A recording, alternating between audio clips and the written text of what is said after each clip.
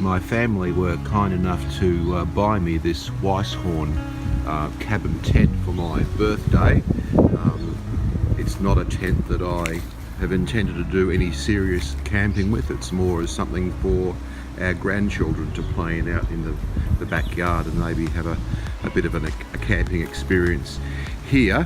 But I couldn't find any videos or much details about this brand online, so I thought posting this little video just may be of any help for anyone else who's looking for this particular brand of tent. It's a fairly cheap one. I haven't seen it advertised in any of the regular Australian camping stores, only available online as far as I can tell. But it's advertised as a 4-person tent, which in real terms I guess would mean 2 adults and room inside to store any camping gear and travelling things. There's no canopy or annex of any kind, so everything that you take with you would have to be stored inside the tent with you. The tent is a dome construction, I guess you'd call it. It's got two fiberglass shock corded poles which run diagonally across the roof to support the weight of the tent, and they're connected to 3 pieces of steel piping which form the legs, and the tent itself hangs off the poles there with these plastic hooks that keep it all hanging together. And over the top there is the rain fly. Now I guess you could use the tent without the rain fly. The top of the tent is all mesh, so you could look up at the stars at night if the weather was going to be nice and warm, or just flick the rain fly over the top there, and that's supported down to the ground with these elasticized guy ropes. The inside of the tent is quite roomy. I was quite surprised to find that I could almost stand up fully in the centre. So in that aspect it's quite good. Each side of the tent has a large zip-up window, so you can have those either open or closed, and they will roll up, and little toggles you can fasten them rolled up like that at the bottom. We'll zip them up if the weather's not so good. And there's a little storage pocket on each side at the bottom for personal items, and the door itself is a large D-shaped door, also with a separate fly screen, so you can have the door open and the fly screen closed, or whatever, depending on the weather. The mesh itself is very, very fine, so I guess that would screen out very small bugs. If you were in a place that had tiny little insects, I don't think they'd be able to get in here. So one of the reasons I've decided to film this today is because this evening we're expecting a change in the weather, and I'd really like to see if this tent does have any prospects for surviving in what is predicted to be fairly strong winds and rain and possibly thunderstorms. So I will get back to you a bit later on, and we'll see how this tent fares overnight. I just want to run over a couple of details of this tent before I do the nighttime section. The tent came supplied with 8 very fine metal tent pegs, which I found even in the soil here pull out quite easily. So the first thing I did, just for security, was to replace them with some more heavy duty, thicker and slightly longer tent pegs, which I reckon will do a much better job of holding this tent down if the wind does happen to pick up. So it was pretty cheap to replace these crappy little skinny things with some decent quality metal pegs. The steel poles, the 3 steel poles that support the arch of the tent, are quite fine, quite thin steel. I did manage to bend one in my first attempt to erect the tent. That's my own fault. The instructions recommend that 2 people erect this tent, I guess to support having someone in the tent to support the centre as the tent is raised would be a benefit. It would place less pressure on the structure as it's being lifted up. So I've had to replace one of those metal sections with a replacement. And I think I mentioned that these tie downs for the rain fly were elastic. They're not, they're just an adjustable normal tent guy on those. The floor of the tent is a bucket style, which seems to be pretty typical these days for these kinds of tents. Fairly high sides to keep water out from the ground, and oh yeah, the front of the rain fly is held out from the tent itself by a shock corded fiberglass pole which runs across the front and also across the back of the rain fly on the tent, and I guess that just extends the drip line out a bit from the doorway and from the rear window, if you want to let a bit of ventilation through the rear window, not having the water directly dripping onto that area would be a bit of a benefit too. But with all of that open area there in the dome of the tent, I don't think that ventilation is going to be a major issue in this particular unit. So I'll be back to you later with the nighttime edition.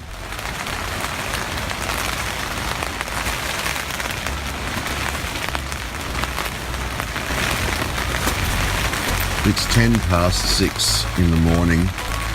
This is the only real rain that's happened overnight, although it's been very windy and quite cold.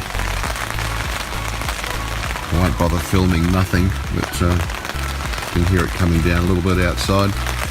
I'll do a walk around the tent when it gets light a bit later on and see how things have held up during the night. But so far, dry and reasonably comfortable. See you later. Good morning. It's just after 7 a.m. We've had about an hour's worth of rain, not really heavy. It was steady, and as you can see here, we have gathered a few drips of water coming in from the seam just below the zipper on the windows. Now that seems to be happening on all four sides of the tent, as well as a little bit around the bottom of the zipper on the door, the main door. So that would appear to be a fault with the tent, either a problem with the zips or with the taping of the seams. When it gets a bit lighter, we'll have a good look around and see if we can see anything else. It's only in the corners of the tent that this seems to be happening. Everything else seems to have been fairly watertight, but I reckon if you had a lot of rain, then a lot more water would be coming into this Weisshorn tent. So I'll be back in a little while. Okay, this is the last segment of this little review of the Weisshorn cabin style tent. They call themselves the outdoor experts, but I guess I'll leave it up to you to decide whether that's true or not. I'm pretty happy with the way the tent survived last night. It was quite windy and gusty at times, but the bigger size pegs I bought have secured the tent to the ground really well, and there's been no movement there, even though the tent shook pretty wildly at times in the wind. It stayed put, all except for the rain fly across the top. You can see how that's gone sideways a bit in some places, and the little supporting structures that are supposed to hold the front up and out from the end have popped out of their grommets, and I can instantly see why that's happened. And I'll just pull out the peg here and show you what I did wrong in my haste to erect everything. I missed these little tie down. I only loosely did a couple of them. That one's still done up, but the other ones are the other one here has come right apart. So I reckon that if they are tied back to the tent poles, then this whole structure will stay lined up across the ridge poles as it was designed to be, and the wind won't make it go sideways, and the pressure from the tie downs here and here will keep that little standoff bar standing out the way it should. So look, not a problem with the tent. That was a problem with the person who erected the tent. But look, outside, apart from my mistake, everything seems to have held together really, really well. And I'll just take you inside now.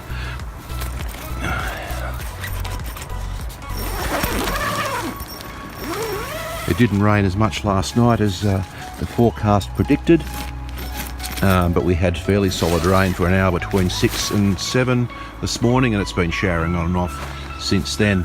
But I just want to point out to you here in the light the issue with some of the stitching from the window, the zip seams here and here.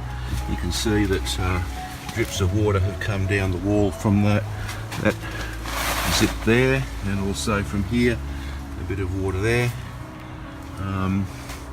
Now look, it's not much, but if it had rained solidly all night, I think that there would have been a lot more of an issue here with water coming into the tent. Now look, the seams I'm sure could be fixed quite easily with products you can get from your camping stores, like waterproofing spray or something like that over all of the seams, where all the stitching where water could possibly penetrate the tent. Would be one way of fixing that if you were going to use it as a proper camping tent. This one probably never will be. So look, that's my little overview of the Weisshorn cabin tent. I think you can get them online for somewhere around $70, which is a pretty good buy if you just want something sort of cheap and cheesy to go camping with, and you don't really care whether it gets damaged or what you intend to do with it in the future. As I said earlier on, this one will probably be only used by my grandchildren in the backyard for a bit of fun, and it may never see a night like we just had last night again. But look, I think overall for your money, it's not a bad purchase, with a little bit of updating with new pegs and waterproofing the seams. It could be made more waterproof and useful. It'll never be a good cold weather tent because of the open dome structure here under the rain fly. That's always going to let in lots of breeze if it's a windy night, as it was last night, and it was quite cold. I wasn't too bad, comfortably in the sleeping bag with the blanket and everything, but I could feel the breeze around my face whenever the wind blew, and I'd rather not have that when I'm trying to sleep. But yeah, that's the Weisshorn cabin tent. Thank you. Thanks for watching.